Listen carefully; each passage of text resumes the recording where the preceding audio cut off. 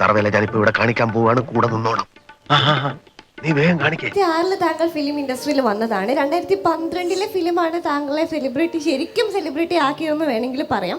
താങ്കൾ ഇപ്പം അഭിനയിച്ച ട്രിവാൻഡ്രം ലോഡ്ജ് എന്ന പടം താങ്കൾ അഭിനയിച്ചത് കൊണ്ടാണ് ആ പടം വിജയിച്ചെന്ന് താങ്കൾക്ക് തോന്നുന്നുണ്ടോ? ഇല്ല, നമ്മൾ ആരാണാവോ തോന്നുന്നില്ല. താങ്കൾക്ക് പകരം മേഘനയായിരുന്നു ഫസ്റ്റ് അതിലൊക്കെ കാസ്റ്റ് ചെയ്തിരുന്നത്. മേഘന ചെയ്തിരുന്നെങ്കിലും 100% ഷുവർ ഈ പടം വിജയിക്കുമായിരുന്നു. താങ്കൾ ബോയ് ഫ്രണ്ടിൽ ഉണ്ടായിരുന്ന ആ ഔട്ട്ലുക്ക് പോലും അല്ല താങ്കൾക്ക് ഇപ്പൊ. ഞങ്ങൾക്ക് പോലും താങ്കളെ കണ്ട് തിരിച്ചറിയാൻ പറ്റിയിട്ടില്ല.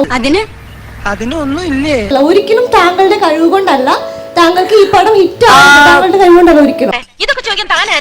എന്നിട്ട് ഈ ഒരൊറ്റ പടം ക്ലിക്ക് ആയതുകൊണ്ട് താങ്കൾക്ക് അഹങ്കാരം കുറച്ച് വന്നിട്ടുണ്ടോ എന്നൊരു സംശയമുണ്ട്.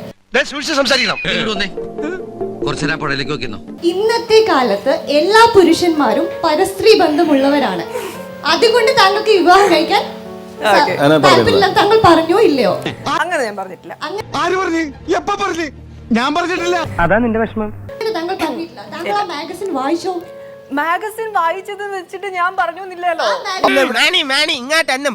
ഞാൻ ഒപ്പിട്ട് കൊടുത്തിട്ടില്ലല്ലോ. ആ മാഗസിനിലേക്ക് ഒരു ഡയലോഗ് ഉണ്ടായിരുന്നോ? അതുകൊണ്ട് ഇപ്പൊ എന്താ?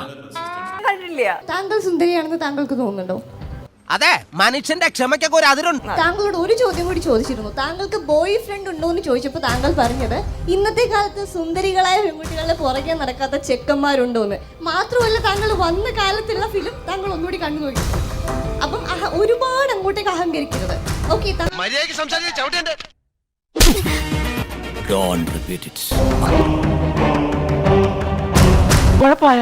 കുഴപ്പമായി തോന്നുന്നത്. ഇതത് പേഴ്സണൽ ആയിട്ടുള്ള എന്തോ വൈരാഗ്യം തീർക്കും പോലെ കുട്ടി. ഞാൻ മാത്രമല്ല, അവരെല്ലാവരും ഞാൻ വിചാരിച്ചത് എന്നെ വേർട്ടുന്നോ? നിങ്ങളൊരു അഹങ്കാരിയാണ്. നിങ്ങൾ അങ്ങനെ